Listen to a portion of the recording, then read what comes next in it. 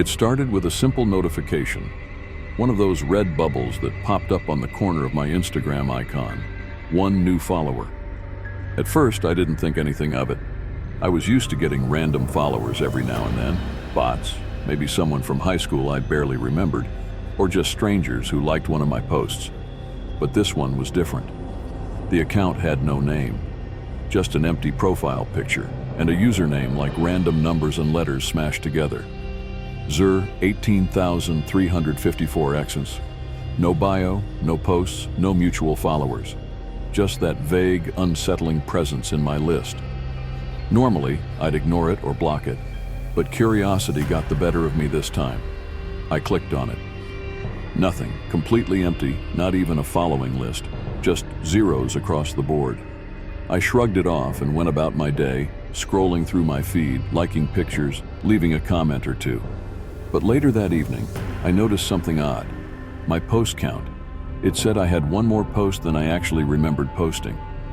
But there it was. A new post that I definitely didn't upload. It was a picture of me sitting at my desk, staring into my phone. The angle was wrong though. It wasn't a selfie. It looked like someone had taken the picture from across the room. I felt a chill run down my spine as I stared at it, trying to figure out where it could have come from. I live alone. No one had been in my apartment all day, and there were no mirrors nearby that could have reflected this angle. I tried to delete it, but the app wouldn't let me. Every time I hit the delete button, my phone froze for a second, and then the picture would just stay. Panic began creeping in as I frantically checked my entire apartment. I locked every door and window, pulled the blinds, and sat down with my phone again. The follower was still there. And now I had more notifications. Zur 18,354X liked your post. Zur 18,354X commented, "Nice pic." My heart pounded as I opened the post. Sure enough, there was a comment, but it wasn't just the typical nice pic I expected. There were more instructions. "Go to the kitchen," the comment read. "There's something waiting for you." I got up slowly and walked toward the kitchen. As I approached, a faint scratching sound began to echo from within. It was soft at first, like something scurrying, and then grew louder, more insistent. The lights in the kitchen flickered as I stepped in, and then I saw it. A note. Just a small, crumpled piece of paper lying on the counter.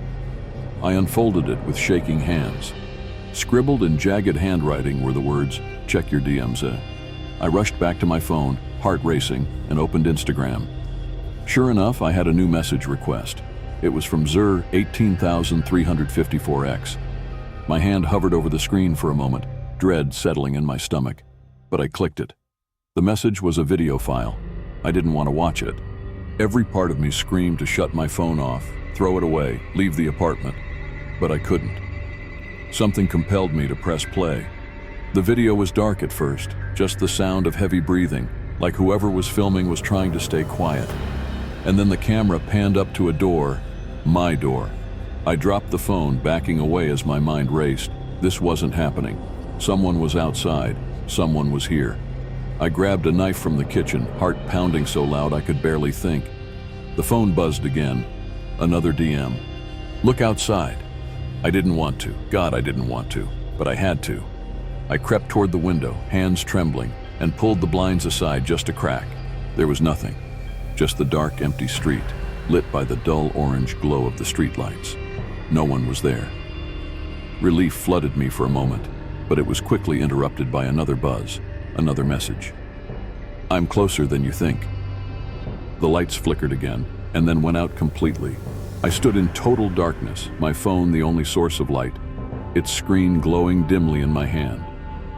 The notifications kept coming, one after another, rapid fire. "Nice place. Behind you." I spun around, the knife shaking in my hand, but there was nothing. Just the shadows creeping around the corners of the room, stretching as the light from my phone flickered. The final message came through, chilling me to the core. "Check your camera roll." My fingers barely worked as I swiped over to my Photos app. There, sitting in my camera roll, was a new picture. It was me, standing in the darkness, holding the knife, staring wide-eyed into the phone. But behind me, just barely visible in the shadows, was a figure. Its face was hidden, but the outline was unmistakable. It was standing so close, just inches away. Another buzz. Don't worry, I'm always watching, and I'm not alone. I tried to shut the phone off, but it wouldn't respond. The screen flickered, and then more followers started flooding in.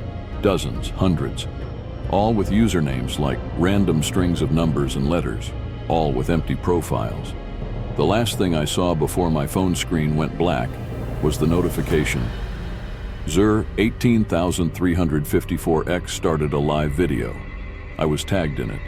And when I heard the knock at my door, I realized I wasn't the only one watching.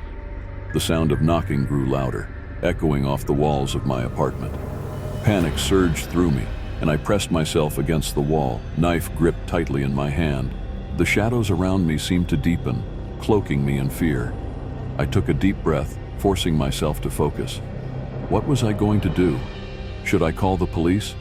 I glanced at my phone, hoping to find a way to escape this nightmare. But it was dead, black and lifeless, just as the screen had gone out. The knocking stopped for a moment, leaving an eerie silence that felt heavy in the air. Then the voice came again, low and menacing. "Open up, I just want to talk." My blood ran cold. It was the same voice from the video, distorted, echoing through the wood of the door. I stepped back, heart racing. I didn't want to know who it was. I didn't want to confront whatever horror had invaded my life. "Just a joke, right?" I called out, my voice trembling. "You got what you wanted, just leave me alone." But there was no response, just the unsettling silence that filled the room. Then, out of the corner of my eye, I noticed my laptop had powered on. The screen glowed eerily in the darkness, and as I glanced at it, my heart sank. The webcam light was on. With dread pooling in my stomach, I leaned closer. The live video was running, and there were dozens of comments pouring in. "Let us in," one read. "We want to see you," another echoed. I felt bile rise in my throat. I hadn't just been tagged, I was being broadcasted. They could see me. Desperate, I grabbed a pillow and threw it over the webcam, hoping to block the view, but it didn't matter. They'd already seen me, and they were already there. The comments continued to flood in, demanding to see me, demanding my presence. Suddenly the knocking resumed, harder this time, accompanied by a loud voice yelling, "Let me in." I didn't know what to do. My mind raced, searching for an escape. I couldn't stay in the apartment. I needed to get out. I moved silently, trying to avoid the creaking floorboards. The knocking intensified, as if they sensed my hesitation. Just as I reached for the door, I heard the unmistakable sound of breaking glass. My heart raced as I turned to see a figure slipping through the broken window, silhouetted against the dim light of the street outside. It was a person, their face obscured by shadows, but they moved with a sickening confidence. I could hear them breathing heavily, their footsteps deliberate as they approached. "Stop!" I shouted, brandishing the knife. "Get away from me!" The figure paused, tilting their head, and I saw the glint of their eyes in the darkness. They stepped closer, and I could see their mouth curve into a grin. "You should have listened." Before I could react, they lunged at me. I swung the knife wildly, adrenaline coursing through me, but the figure was too quick. They grabbed my wrist, twisting it painfully. The knife fell to the floor with a clatter, and I felt the cold air rush around me as they pushed me back against the wall. "Don't be scared," they said, their voice low and taunting. "We just want to play." I struggled, but it was futile. There was a growing crowd outside, the faint sound of voices whispering my name. "Let us in," they chanted, growing louder and more insistent. "Let us in." They were waiting for me. "Welcome back," one of them shouted, a voice that felt strangely familiar, almost comforting in its madness. I turned, panic igniting within me, but it was too late. They surged forward, engulfing me in darkness, the last shred of light disappearing as they closed in. I screamed, but the sound was swallowed by the growing chorus of their laughter, echoing in my mind. The last thing I remembered was the suffocating feeling of being pulled into the crowd, the relentless surge of followers, each one with that same empty profile, all eager to join the game. In the quiet aftermath, my phone lay on the floor, now lit up with a new notification. "You've got new followers." The screen flickered, displaying countless empty profiles with the same string of letters and numbers, their comments a haunting reminder of the darkness that had consumed me. The cycle would continue, and somewhere out there, another unsuspecting soul would feel the tap of an unseen follower.